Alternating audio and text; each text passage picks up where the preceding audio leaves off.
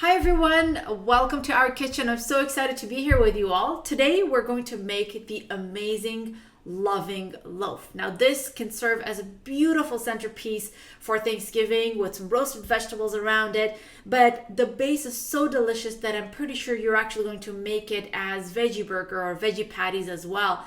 It has mushrooms, onions, jackfruit, chickpeas, tofu. So it's very high in plant-based proteins, and the healthy elements are just numerous. Oh, we're also going to add some walnuts into it for some good fats. There are incredible ingredients. Most of them are very easily found in the grocery store, and you should have it in your pantry, so there's really not much of extravagance involved. Let's go ahead and start the process. The first thing we're going to do is prep our vegetables before we mix them together, so let's go ahead and start. Before we start processing our vegetables, I want you to take a slab of tofu and either wrap it in some paper towels or a towel to get rid of the moisture, or I invested in a tofu press. Just go ahead and put it in your tofu press and get as much of the water out as possible, because again, this is not a stir fry recipe. This is actually going to be blended into the substance of the loaf, and you want to get rid of a lot of the fluid and the water inside it, because you want to replace that with flavorful fluids such as the broth and the juices of the onions and the garlic and the nutritional yeast and the herbs that we're going to put. So go ahead and use your either the tofu press or wrap it in a towel and leave it on the side. So you can see the water is starting to drip already. Leave it on the side until it gets ready and dry, and then we're going to process it later. So let's go ahead and start with an onion. We're going to get a large yellow or white onion. You could even use red onion, it doesn't matter. Any onion that you have. Make sure it's not medium sized or small sized. You want a large one, and you're going to dice it finely.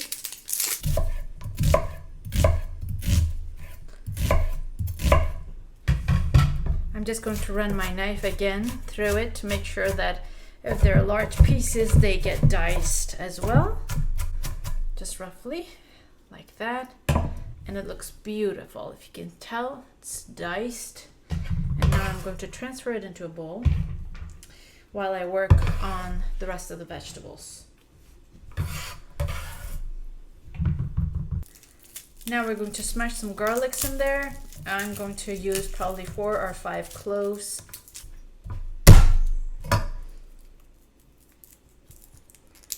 Just going to skin them like that, smash.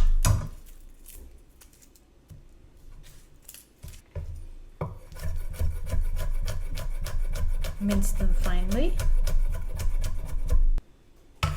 Our garlic is minced. We're going to add that in the corner of the bowl. And the purpose of the bowl is just to, hold the vegetables. I'm not mixing them, I'm just kind of putting them in their own corners, so that it's easier for me to kind of pour this or throw it in the pan. Now we're going to dice the celeries. I have 4 celery sticks. It's nice and juicy. Depending on what the size is, you could use 3 or 4, sometimes even 5 if they're narrower. Celery is so good. And again, you don't want to make them too big. The idea is for the vegetables to be diced so that they are the same size and they have an opportunity to cook down faster and for the flavors to mix together. Celery brings a really wonderful sweetness and freshness to any dish. It actually brings some saltiness in there too. Celery has a natural salty flavor, so don't skip on this, without the sodium, of course. All right, here we go. Just a fine dice on this too.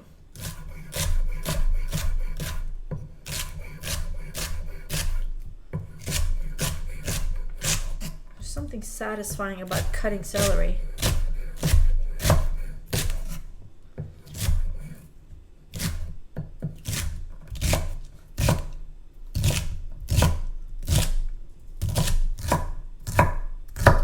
Perfect. Just gonna run the knife through it once, like so. Can you guys hear the crunch? It even sounds delicious. Smells so fresh. Okay, so there's our celery. Cutting some of the large pieces there and place it in the bowl.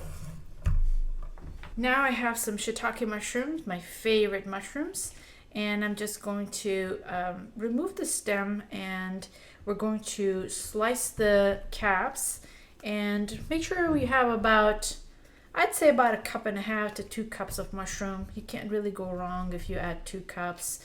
You can use baby bella mushrooms, you can use button mushrooms. Just make sure that, well, I think I'm kind of jumping ahead of myself, but when we cook it, we want to make sure that most of the moisture is gone before we add it to the main mixture, because we don't want it to become wet. All right, I think this is great. It might be more than what I need, but I will measure it as I move along.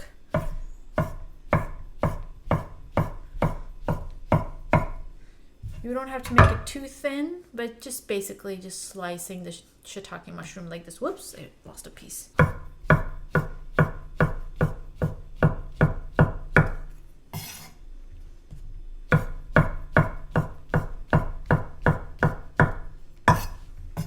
Measuring again. I think that's good. That's close to 2 cups, so I'm just going to use these and leave these for tomorrow to make some chickpea omelet. All right, and I'll keep these here. And now we are ready. Our vegetables are cut. I'm going to also rough chop our walnuts. I have a cup of walnuts here. Now, we want our walnuts to be clean, so just take a look at it, and you could rinse it if it needs to. And basically, you're just going to run your knife through it like so. You don't want to blend it in a food processor and make powder out of it. The idea is to have a lot of crunchy texture in the loaf. So make sure that rough chopping your walnuts is not missed. I'm going to put this back in the cup and keep it ready. Perfect. Now let's tackle our herbs. I have a mix of thyme, rosemary, just right here, and I have some sage as well. I'm using fresh herbs, but you are completely fine to use dried herbs as well.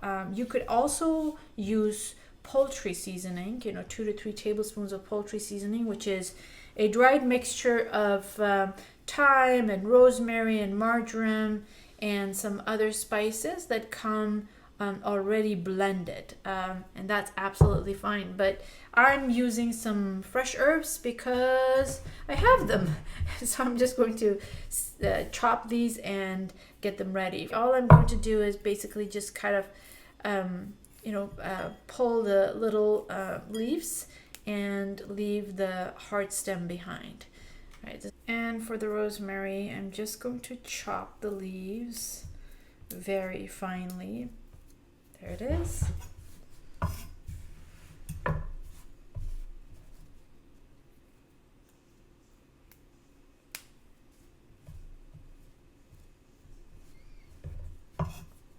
And just kind of hold them together.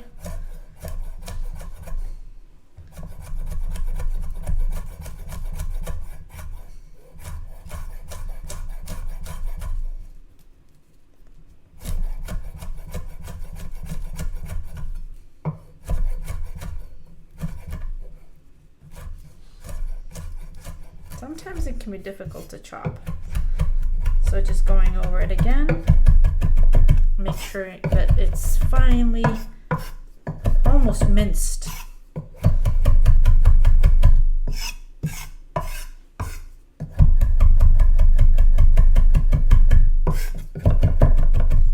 Okay, it looks really good. I'm gonna mix this to the rosemary. I'm sorry, the thyme.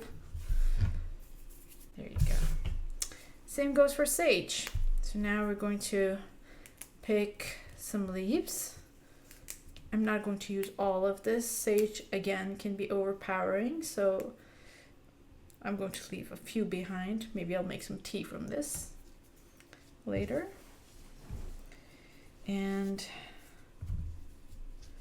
again, going for a fine dice. So what I'll do is I'll just kind of roll it like so. And with a sharp knife, chiffonade it, which is this kind of a cut. And then I'm going to go through that to chop it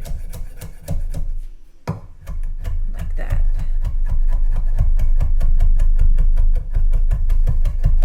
Wow, it smells so good.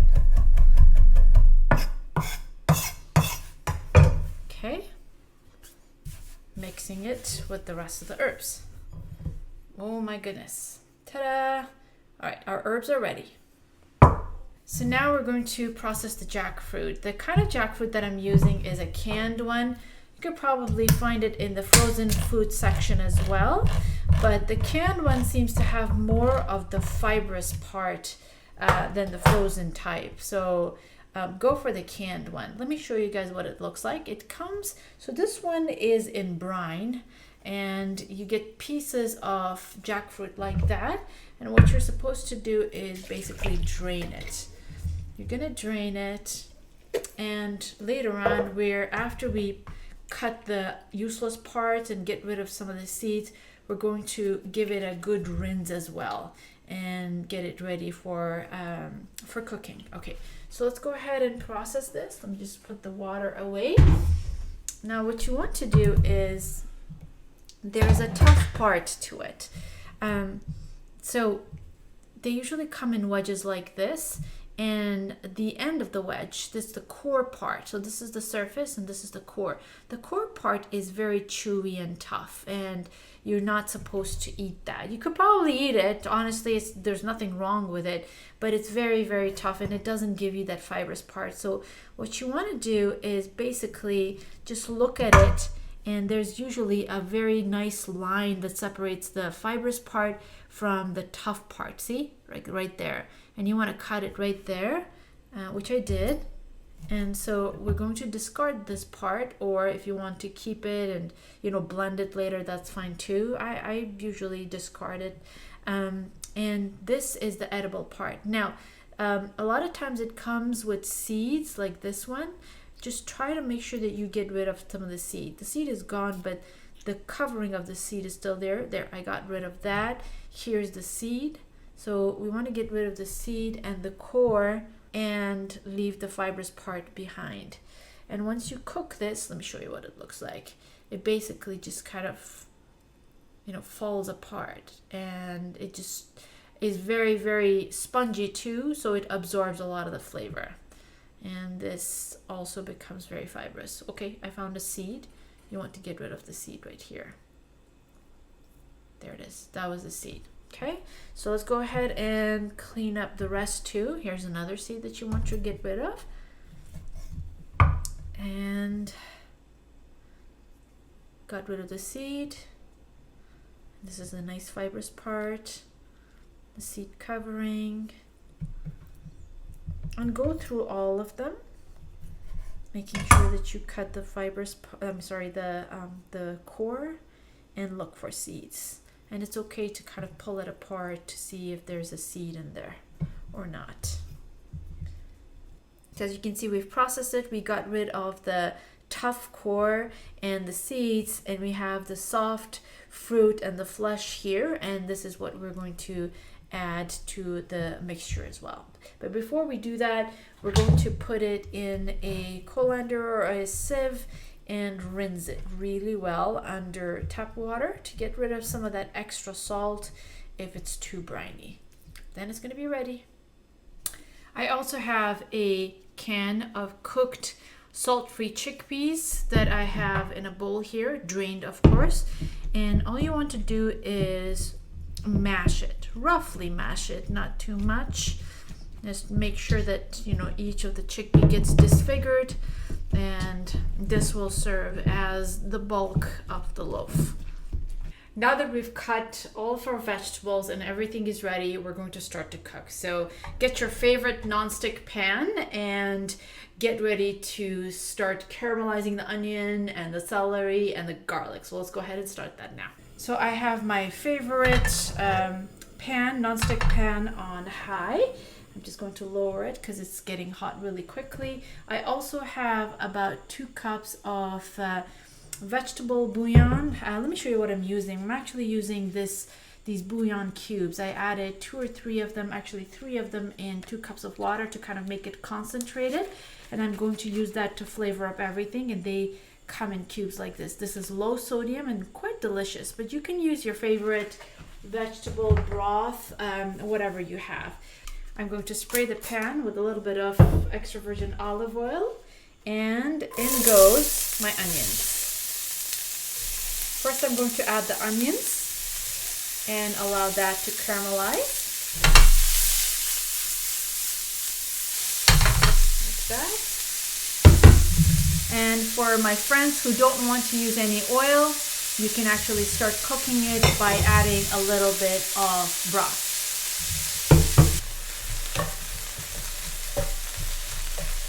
And the idea is to make sure that it becomes really nice, soft, and translucent, and a bit golden on the edges, but not deep brown caramelized color.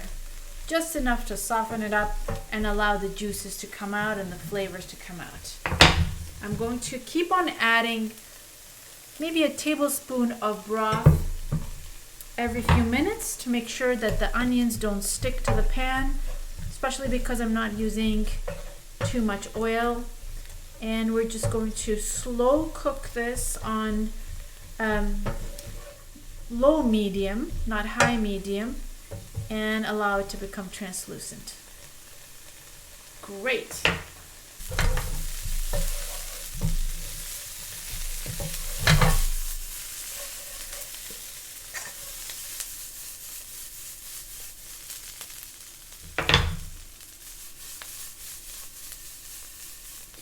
Okay, it looks beautiful and translucent. And now we're going to add our garlic in there. And we're going to saute the garlic for about a minute along with the onions, just to make it smell good, but not really cook it, because it's going to cook along with the celery as well. Smells amazing. I'm just going to add a touch of broth in there to help with the cooking and deglaze the pan a little bit. Feel free to add a tablespoon at a time to help with the cooking process. All right, now we're going to add our celery. As soon as the celery goes in, because the volume of the vegetables in the pan increased subtly, you may want to raise the heat from low medium to high medium, just for a little bit, making sure that you keep on stirring. Don't add any fluids anymore after the celery goes in, especially at the very beginning, because celery has a lot of water and it's going to start releasing some of that moisture. So don't add any more broth in there. It smells delicious.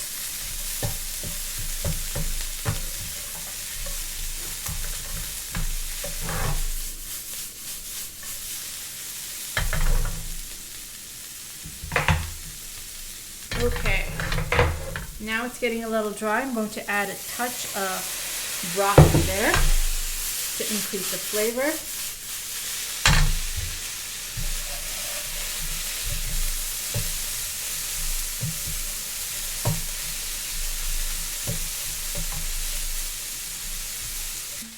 And the next item we're going to add are the mushrooms. In go the mushroom. And again, you're going to spend some time mixing the ingredients. Now, as I've said before, shiitake mushroom does not have a lot of moisture. But if you're using button mushrooms or white mushrooms or baby bella mushrooms, there may be some release of moisture at this stage.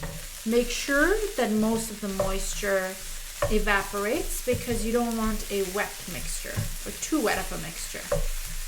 This looks lovely. It smells divine. We're going in the right direction. And I've been cooking it for about 2 minutes now. That's basically it. You don't want to cook it any more than this. Mushrooms are very tender and they tend to disintegrate, so this is good. Now I'm going to add the about 3 tablespoons of herbs. Yeah, don't be scared. You're going to put all those herbs in there. And then I'm going to add some freshly ground black pepper, about a teaspoon of it. I'll make sure that I put all of these ingredients in the recipe for you. And we're going to stir it. Amazing. And now I'm actually going to add some Worcestershire sauce. This is vegan Worcestershire sauce, so it doesn't have any fish or any animal products in it. And I'm going to put about a half a tablespoon of Worcestershire sauce in there. If you guys don't have Worcestershire sauce, then you could add half a tablespoon of soy sauce or some liquid aminos. Here it is. You could add this, but anything to give it a little bit of that umami. Worcestershire sauce is incredibly delicious and it really takes up the taste a notch. Okay, I cannot tell you how beautiful this is and how excited I am just smelling this and looking at this. I think it needs a little more black pepper. I absolutely love black pepper, so I'm just going to add some more in there. Perfect. And now we're going to add the jackfruit in there.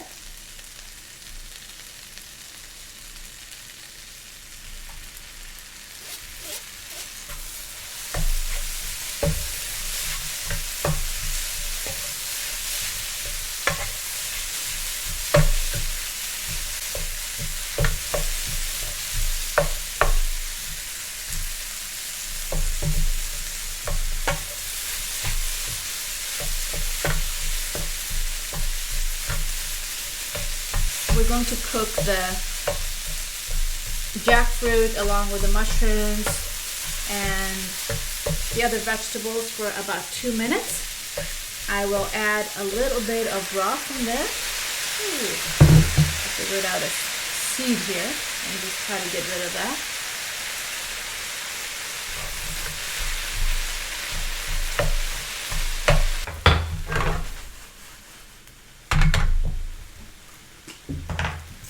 Adding a little bit of black pepper as we cook.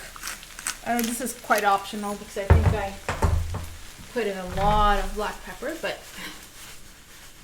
I just wanted to show you how I'm doing it in different stages.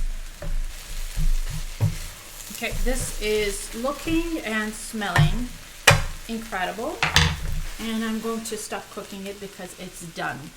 The mushroom is very soft. The jackfruit has almost melted, and the onion and the celery and the garlic is all mixed together, and you can't really tell the difference between them. And the herbs are just incredibly delicious. So let me go ahead and stop this, and we're going to put this aside and work on the rest of the process now. So now you are going to uncover the tofu, and it has to be really dry. And if it's not, you could probably just slice it and kind of dab it with a towel to get rid of as much of the moisture as possible. As a matter of fact, that's exactly what I'm going to do. I'm just going to cut it into 3 in the middle to make sure that I dab it on a towel. And the whole reason is because you want to make sure that your mixture is not too wet We are going to add some breadcrumbs and some tapioca flour or some oat flour if we want to keep it gluten-free to the mixture to kind of make it really nice and firm. So it's critical that you get as much water out of the tofu as possible. And I think it's ready. So now we're going to get our food processor. I'm just going to put it right here. So to this food processor, we're going to basically just crumble the tofu slab. And this is the extra firm tofu that I always use from Trader Joe's. I feel like this is the best texture for the loaf. We're going to use a cube of the vegetable or the no chicken bouillon, just 1 cube. And this is for flavor. So you want to make sure that you kind of crumble that and put it there. And I'm also going to add some nutritional yeast. We're going to add 3 tablespoons of nutritional yeast. And you could probably add more later if you want more flavor in it. But I think 3 tablespoons is a good place to start. We're also going to add a tablespoon of plant-based Worcestershire sauce. Again, this is, well, I wouldn't say it's optional, but I'd say if you don't have this sauce, then you could probably use either soy sauce or liquid aminos. And I'm also going to add a teaspoon of yellow miso. The yellow miso gives it some depth and umami and just an amazing flavor. So not too much, but just 1 teaspoon. I'm just going to use my finger to put it in there. I will also add a tablespoon of tapioca flour. If you don't have tapioca flour, you could probably just rely on the breadcrumbs or the oat flour to thicken it up. But I think once you mix that up with the tofu, it really helps create a firm texture. All right, we're going to cover this up now, and I'm going to blend it on high until this is a paste.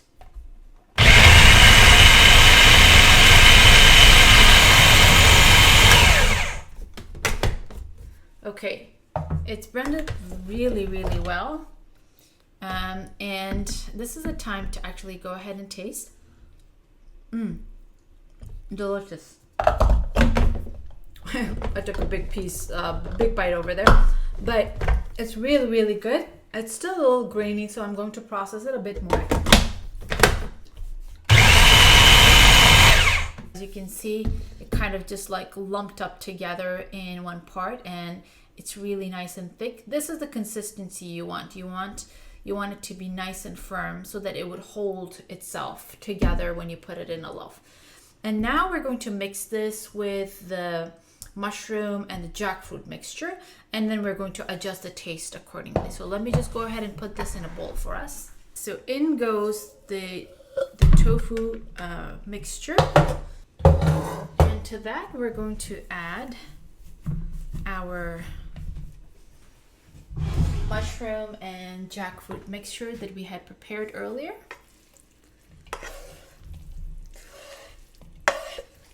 Beautiful. And we're also going to add the mashed chickpeas that we had mashed earlier. And a good amount of ground black pepper.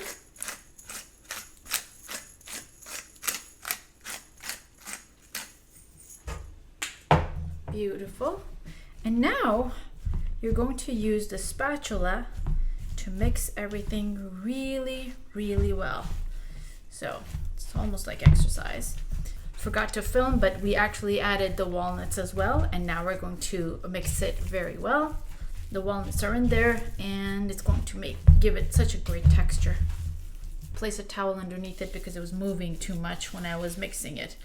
But this looks absolutely beautiful. And so now what we're going to do is we're going to taste it. The texture is beautiful. It's nice and firm and it's fibrous, and I'm just going to taste it a little bit to see how it is. I love it. I think it needs a little bit of Worcestershire sauce or some liquid aminos. So what I'm going to do is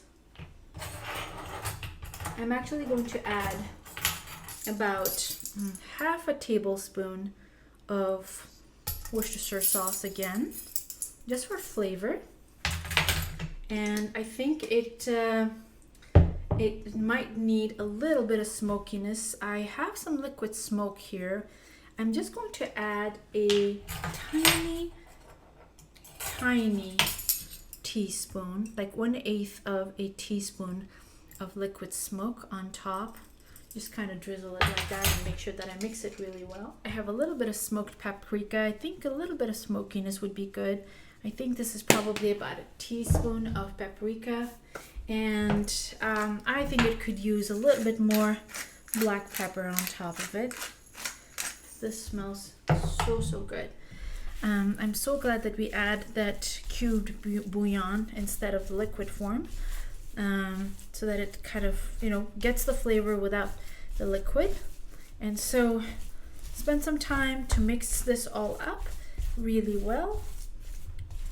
You need a good spatula to be able to do that. Feel free to use your hands if you want to. That's even easier, and you can actually ensure good mixing. If it's still very, sticky and you think that it could be a little more firm, go ahead and add a little bit of either breadcrumbs or oat flour. And you can start with just adding, by a tablespoon each. I'm just going to add about 2 tablespoons. This is 1/4 of a cup, and I just I didn't even use half of it, probably. So there are 4 tablespoons in 1/4 cup, and I think I used about 1.5 tablespoons, and I'm just going to mix that in here to see how it holds up. And again, this depends on how well your tofu was drained, how well your chickpeas are drained, how well the mushrooms have cooked up. And so I hope you guys can see the texture, and I'm going to show you. It just has to kind of hold itself together. This is wonderful. Anything more crumbly than this will make it too dry and not very delicious and not very palatable, I should say. I think this is good. So I only added about 1.5 tablespoons or close to 2 tablespoons of breadcrumbs or oat flour to hold it together, but this is the texture you want to go for. So go ahead and adjust your dry ingredient and the cooked ingredients to get this kind of a texture. I think this is ready to go, and we're going to start putting it either in a pan, a loaf pan. I'll show you what the next steps are. Okay, as far as options go, the easiest would be to use a loaf pan. This is a 5-inch by 9-inch loaf pan. And what you're going to do is either use a parchment paper to cover the bottom and the side so you can pick it up easily, or you could spray it with a little bit of, extra virgin olive oil. I recommend the parchment paper because it's going to be really easy to lift it up, just kind of lift it up from both sides. Another option is to use a rolled loaf pan like this one. I got this in a thrift store, and I've actually made some really nice loaves. However, the negative point about this one is it's way smaller. As you can tell, this is way smaller than this, and this actually holds a whole lot more and can hold the whole thing.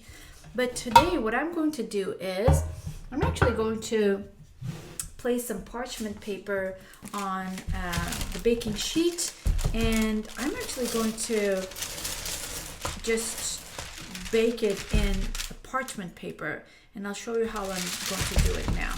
I'm going to go ahead and cut a large roll like that. All right. And I'm just going to slowly transfer the loaf, and I have to actually support this one like that, and kind of shape it gently. I'll shape it while I put it on the parchment paper too. And shape it into a loaf. And that way it'll actually not have very harsh edges and kind of slice better. But this is completely optional. You guys can use the loaf, and that should actually be easier for you.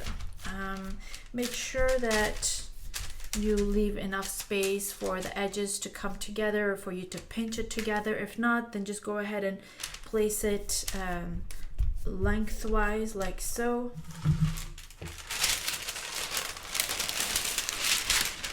Like that. So you could actually wrap it up. The good thing about this is you don't have to worry about the shape too much. It's really easy to fix. As you can tell, it's looking good already. There you go, perfect.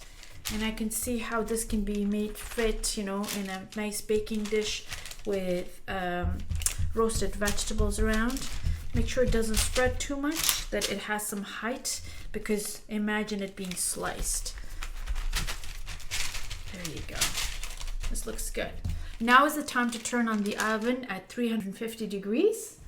Okay, so what we're going to do is we're basically going to kind of just wrap it up like so.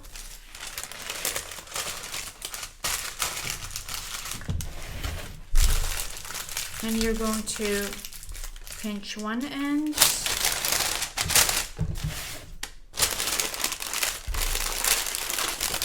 And then you're going to pinch the other end. Beautiful. So now we're going to place this in an oven, 350 degrees, for about 30 minutes. And then we're going to get it out because we are going to make a skin for it. So let's go ahead and place this in the oven now.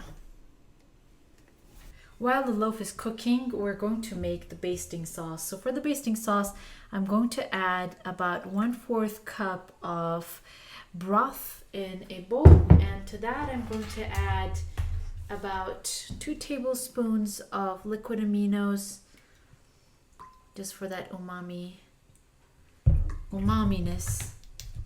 And then I'm going to add about a teaspoon of dried thyme. You can use fresh or dried thymes. I kind of ran out of thymes because I used it in the mixture. So I'm going to add a teaspoon of dried thyme.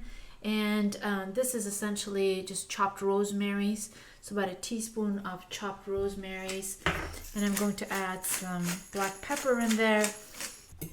And I'm going to whisk it with a fork. And basically it's ready. One of the things that I don't have is orange juice. I would want you guys to add 2 tablespoons of orange juice in this as well. We're not going to add any olive oil in here. We're going to use our spray to spray it on top of the loaf and then baste it with a brush and create a skin for it, which I will show you now. Okay, so we cooked our loaf for 30 minutes and it's really nice and firm. It feels really, really good. All right, so what we're going to do is we're going to uncover it gently.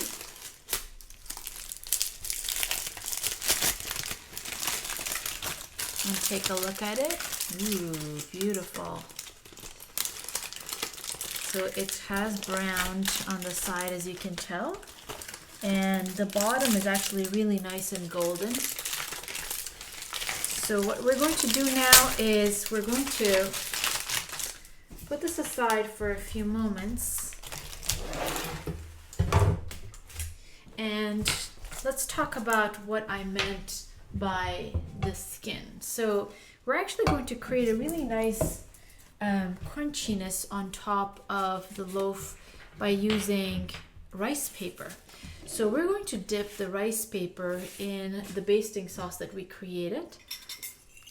And I'm just going to pour about 3/4 of it in the plate. And what I'm going to do is basically just kind of dip this and top it off on the roast here. So we're not going to need the parchment paper for the roast anymore. So what you want to do is straighten out the parchment paper so that it doesn't touch the roast anymore. And you could probably just kind of fold it the other way around. Be very careful not to burn yourself. So we're going to put this on the side. And let's work with the rice paper. Now, what I want you guys to do is, I think I might make a little bit more of the basting sauce here if we run out, but go ahead and dip this. If you recall making the rice paper rolls, the fresh rolls with the vegetables, that's exactly, these are the same rice paper rolls that I used there. And so you want to basically just let the rice paper soften up in that basting sauce or mix a little bit and absorb as much of it as possible, but make sure that it doesn't become too soft. All right, so just leave it there for a couple of seconds. And then what I want you to do is I want you to get your extra virgin olive oil spray or avocado oil spray and just gently spray it on top of the loaf. This is optional, but I think what it'll do is it'll make sure that there's a bit of a separation between the rice paper and the loaf so that it becomes really nice and crispy. And what you're gonna do is basically just kind of, I hope you guys can see this, but I essentially, what I did was I just kind of wrapped it or just laid it on top of the loaf. And what I'm doing is I'm trying to cover the edges as much as possible. It's okay if it's laying on the sides. We're going to take care of that later. All right. And then what I want you to do is take the other rice paper and do the same thing by basically just, you know, soaking it into that deliciousness. When you add orange juice to it, you'll have more liquid. I'm kind of running out of liquid a little bit here, but I think I should be fine. All right, so just going to leave it there. And what I need you to do for the rice paper that is on the side, I'm going to get a spatula, or you know, you can even use the edge, the blunt edge of the knife, and just gently tuck it in. Just tuck it in, making sure you don't cut it. A rubber spatula should be fine too. You could use a fork. There you go. All right, so now I'm going to make sure that I don't overlap the rice paper too much. You don't want it too thick. Oh, this needs a little bit more fluid, so I'm just going to let it soak. Probably add a little more fluid in here. There you go. Let me get a spatula for this one to tuck it in. I have this tiny little thing over here. By the way, don't turn off the oven. This is actually going back in the oven for about 20 to 30 minutes more to help the skin get a little crispy. If there are any air bubbles, just get them out. You want to get the air bubbles out. As a matter of fact, it wouldn't be a bad idea to kind of just like make a little hole in there so that there are no big air bubbles in there. Otherwise, they're going to like balloon out. Okay, the rice paper got really soft now, and I'm going to put it on the other half. Kind of slide it to make sure that it covers the other side, making sure that there are no weird lines, and even if there is, don't worry about it. I'm covering the other end, and then using your spatula to kind of tuck it in. Now this is an optional step. Honestly, if you don't have it, that's fine. You could just use the basting sauce to brush it on top of the loaf, and it will look just fine. There it is. Again, I'm just going to use the sharp pointy edge of my knife to to poke a hole in there to make sure that there are no large air bubbles. And then you're going to get a brush if you have one. If you don't, that's quite all right. And you're going to spray it with some avocado or extra virgin olive oil, and then basically just get that juice and the basting sauce. Let me just pour that in the bowl for myself. I won't waste all those herbs, I promise you that. And so you're going to baste the top, the sides of the loaf a couple of times during the cooking period. So you do it this time, and it's okay to even like pour a little bit. It's okay if it pools on the edges. It's going to get absorbed into the loaf. All right. What I'm going to do is now just put some freshly ground black pepper.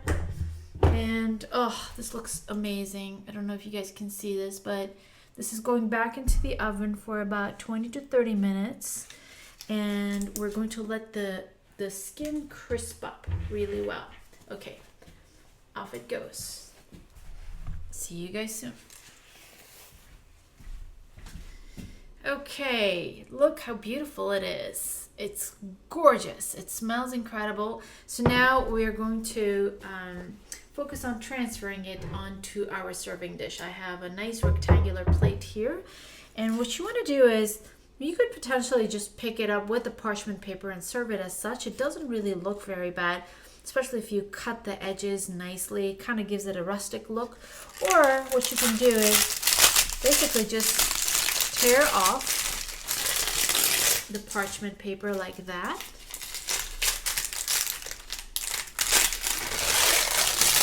Be very careful because it's extremely hot. And just get a nice spoon and try to see if you can tear off the parchment paper from the bottom too. All right, should have picked it up before I actually placed it here, but here I'm just going to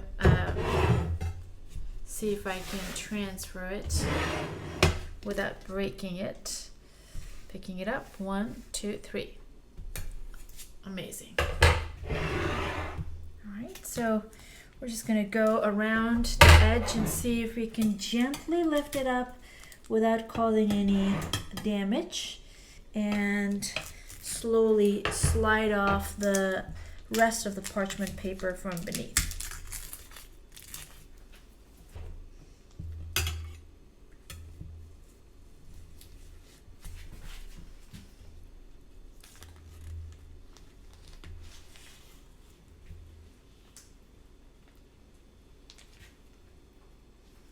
And there it is. Perfect. Excellent. Looking beautiful. Just trying to center it a little bit. And now I have, I've baked some really nice roasted fingerling potatoes and carrots that I'm going to serve around it. I mean, it's completely up to you what you want to do, but you know, it looks really nice if it's surrounded by something. So let me go ahead and get the potatoes and the carrots out. They were baking along with the roast in the oven. And I'm just going to pick these up and surround this beautiful loaf with our root vegetables. Oh my goodness, looks gorgeous. A couple of oranges here, there. I have some beautiful rosemaries that I could just place around the roast. And again, this is just garnish, like so. Beautiful. And I have some chopped rosemary that I could, you know, put on top a little bit, like that. Some more black pepper.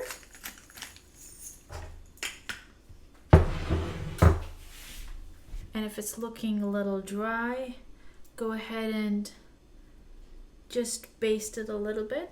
You don't have to, but if it's seeming a little dry, it wouldn't be a bad idea to do so. All right, I'm just gonna put the rosemaries in the corner so that it's not hiding anything for you guys. But there it is. This is what it looks like, and I cannot tell you how delicious this smells. It smells of mushrooms and rosemary and thyme. I think it's ready to be sliced. Now this, if it sits on the table for at least half an hour, it actually will firm up even further and it'll slice very nicely. If you get it out of the oven right away and start slicing it, it might actually break apart a little bit. So it's never a bad idea to wait for a few minutes before you start serving it. It's gorgeous. All right, let me go ahead and get the knife to have a slice.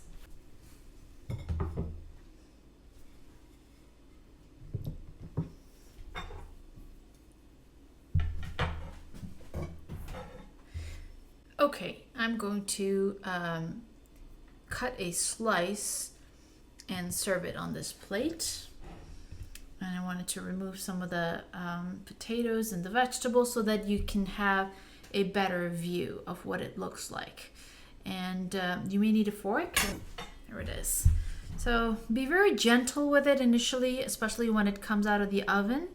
But get a very sharp knife and just pierce through the rice paper and move it gently back and forth like so.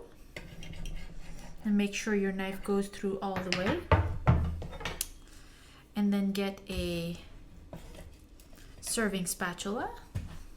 Let me kind of show you what it looks like on the inside. It looks beautiful. It's very textured, so you can see, you know, parts of the mushroom, the celery, the walnuts, and that's what you want it like. I mean, if you want it to be very homogeneous, you could probably put everything in the food processor, but I don't recommend it. I think the beauty is in the texture. All right, we're going to cut another slice. It's still very, very hot out of the oven, so if it sits on the table for about 30 minutes, like I said earlier, it's actually going to cut even better. Oh, wonderful. Okay, this piece actually is really, really beautiful. Here it is. It's gorgeous. Imagine this being served with the mushroom gravy and the cauli mashed potatoes and the Brussels sprouts and the stuffing and the sweet and spicy butternut squash. I think it's going to be beautiful. For the purposes of this this service and this video, I warmed up a little bit of the mushroom gravy, so I'll put some mushroom gravy on top of it, and then I'm going to take a bite and tell you guys what it tastes like. All right, just going to take a piece of it.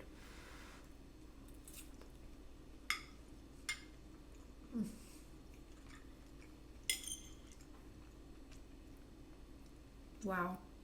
Without a doubt, one of the best loaves I've ever made, because I think I put a lot of love into it. It's really, really good. It has the texture of the walnut, the smoothness of the tofu binding everything together. You get mushrooms, you get the taste of celery, but the hardest hitting flavor are the herbs, the rosemary and the thyme. And everything just put together so beautiful. It's so umami. It has this deep mushroomy flavor to it. I think you guys are going to love it. The skin is really nice. It's initially a little crunchy, but then it kind of becomes really chewy as you kind of mix it with everything else. Oh my goodness. The smokiness also comes out. We added a touch of liquid smoke, but some paprika in there too. I think all in all, this was a very big success, and I'm sure you guys are going to love this. I hope you love it. See how beautiful the inside looks? And the outside is gorgeous too. So yeah, that's basically it for today. So thank you again for joining me. I hope you love this as much as I do. I can't wait to feed the kids and Dean a pre-Thanksgiving Thanksgiving meal. I'm actually going to make some of that sweet and spicy butternut squash along with some cauli mashed potatoes today and serve it for dinner. Love you guys very much, and I hope to see you guys soon. Take care.